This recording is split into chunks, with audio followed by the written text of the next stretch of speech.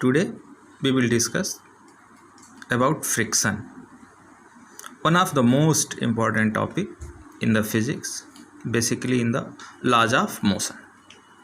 Friction is an opposing force that comes into play when one body actually moves, slides or rolls, or tries to move or slides or roll over the surface of another body. Then this force comes into play, and it is an opposing force. Opposing force means it has a tendency to retard their relative motion. Friction forces arise due to interlocking of irregularities present on the two surfaces which are in contact. From modern view, the frictional force arises due to a strong atomic or molecular force of attraction between the two surfaces at the point of actual contact. Actually, friction is of two types. One may be named as internal friction, another one may be termed as external friction. In internal friction, we may say that it arises on account of relative motion between every two layers of liquid, and it is also named as viscous force, or this property of liquids are named as viscosity of liquid, which we will discuss later. The second one is external friction. External friction arises when two bodies in contact with each other try to move, or there is an actual relative motion between the two bodies. It is also known as contact friction, and further it is of four types. First kind of external friction is named as static friction. Static friction is an opposing force which comes into play when one body tends to move over the surface of another body, but the actual motion has yet not started. It is a self-adjusting force. अब ये जो static friction है, ये उस समय act होता है जब when a body tends to move or slide or roll over the surface of another body, but actually it is not moving, and it is a self-adjusting force. Self adjusting force का मतलब कि जितना ज़्यादा हम force apply करेंगे body को move करने के लिए, उतना ही ज़्यादा ये स्टैटिक फ्रिक्शन भी इंक्रीज होगा, मतलब उतना ही ज़्यादा उनके बीच अपोजिंग फोर्स भी प्रोड्यूस होगा. इसलिए इसको बोलते हैं self adjusting. Larger applied force, there will be larger opposing force. Means larger applied force, larger force which tries to move the body over the surface of another, an opposing force will be comes to play. Limiting friction. Limiting friction is the maximum value of static friction. Limiting friction is the maximum opposing force that comes into play of one body is just at the verge of moving over the surface of another body. Limiting friction is the maximum value of static friction. जो static friction है उसकी upper limit, उसकी maximum value को ही limiting friction बोलते हैं. यहाँ भी आप define कर सकते हो कि force of friction that comes into play when one body is just at the verge of motion over the surface of another body. ये है limiting friction. Third one is kinetic friction और dynamic friction. Kinetic और dynamic दोनों ही term से clear है कि ये motion का फ्रिक्शन है।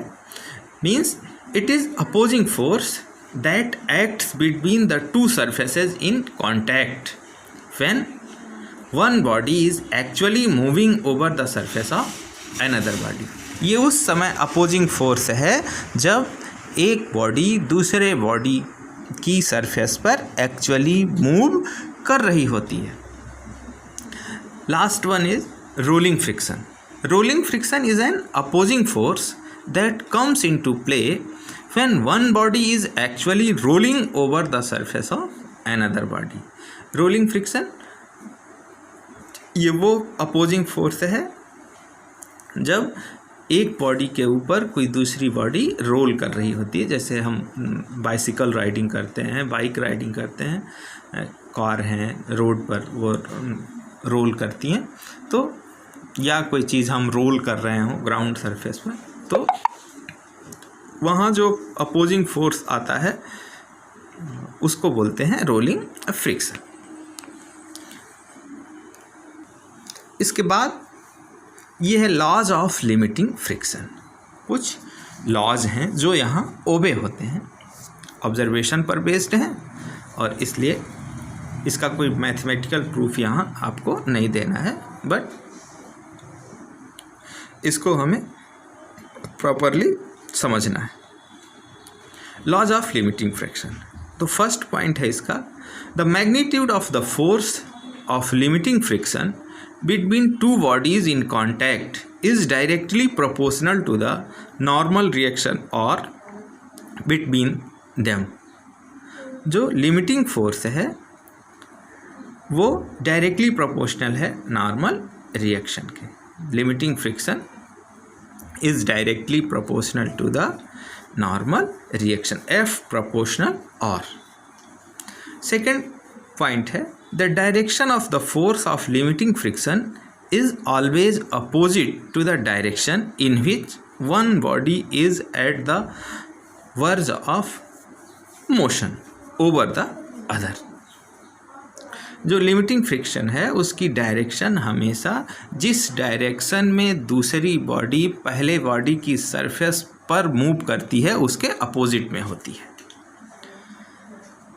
थर्ड है, the force of limiting friction is independent of the apparent area of contact as long as normal reaction between the two bodies in contact remains the same.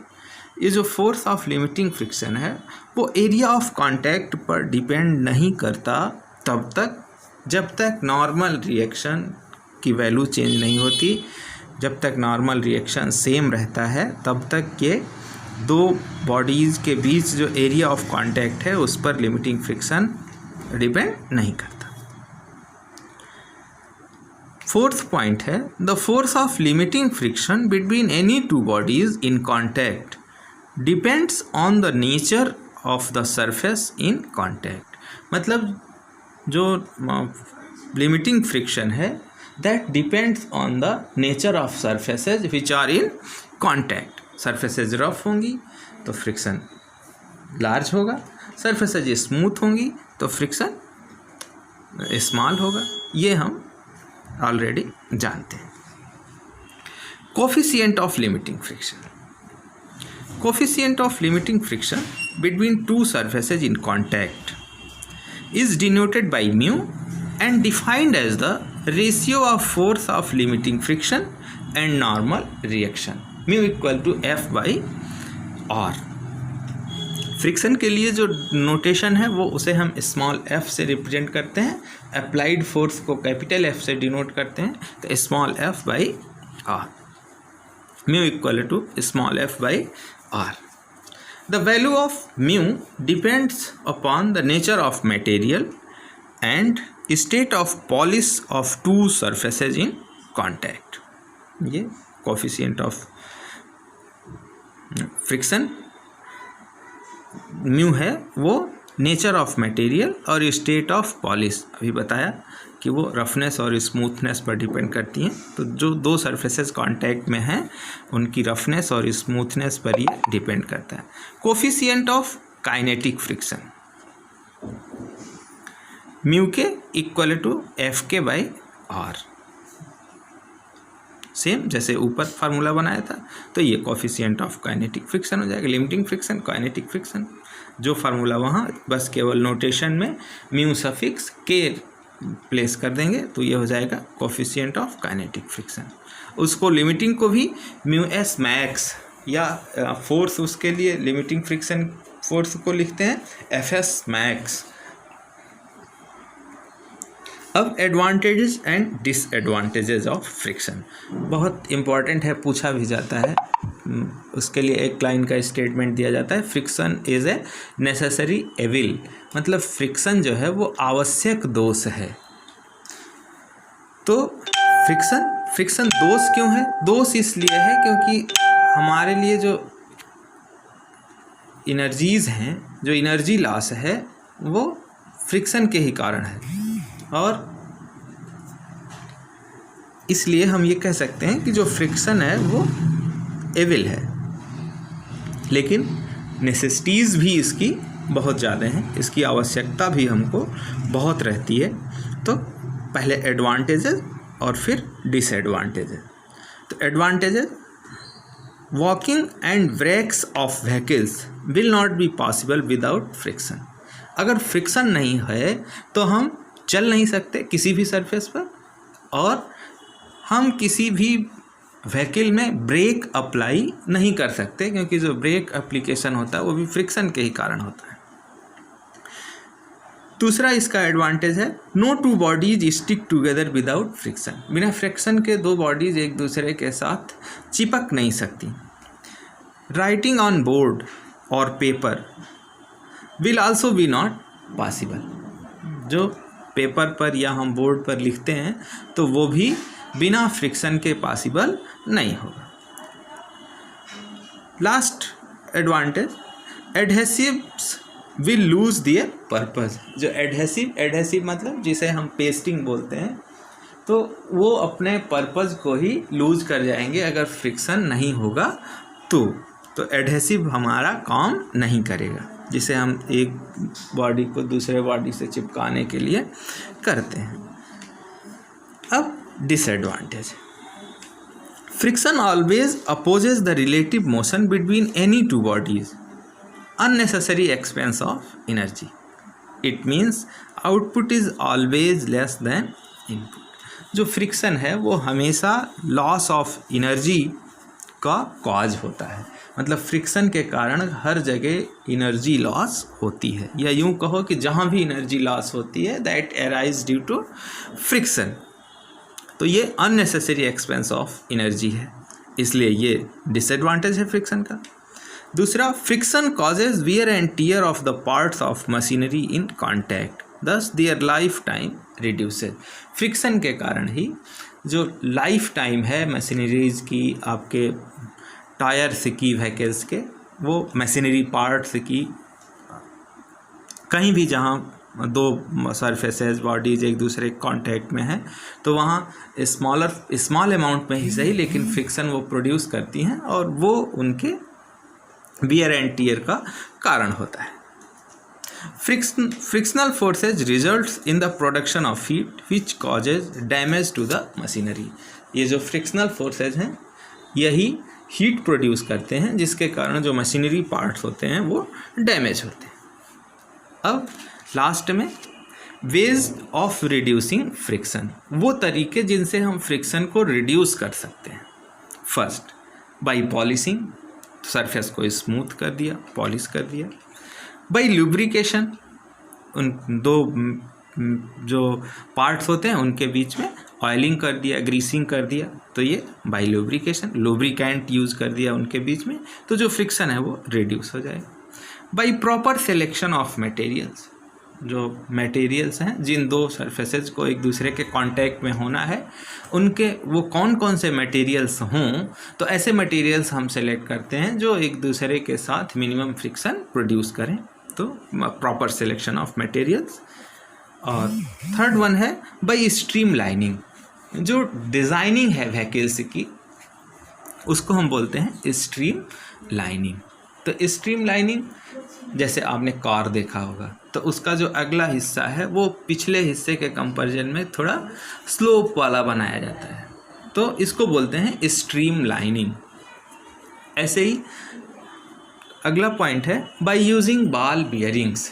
Ball bearings ये कहीं भी जहाँ एक machinery part दूसरे के साथ घूम रहा होता है वहाँ हम बॉल बियरिंग्स यूज करते हैं, छोटे छोटे आयरन बॉल्स लगाते हैं और वो उनके साथ वो रोटेट होता है, तो जो फ्रिक्शनल फोर्स है वो काफ़ी रिड्यूस हो जाता है। जैसे आपके बाइसाइकिल में होता है, जो व्हील घूमती है उसके एक्सल पर ये बॉल बियरिंग्स लगे होते हैं, जिसके सहारे वो आयरन बॉल छोटे छोटे लगे होते हैं, जिसके सहारे आपका जो व्हील है वो इजीली मूव करता है। और अगर ये बाल्स, आयरन बाल्स डैमेज हो जाएं तो फिर आपको जो साइकिलिंग है वो काफ़ी टफ लगती है, बहुत मुश्किल से आप उसको चला पाते हैं।